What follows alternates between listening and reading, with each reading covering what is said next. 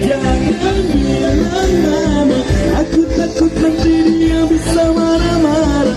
Kalau kau, aku ini adalah boyband, boyband, boyband. Aku ini boyband, aku memang boyband. Aku memang boyband. Satu persama dari kesempatan kali ini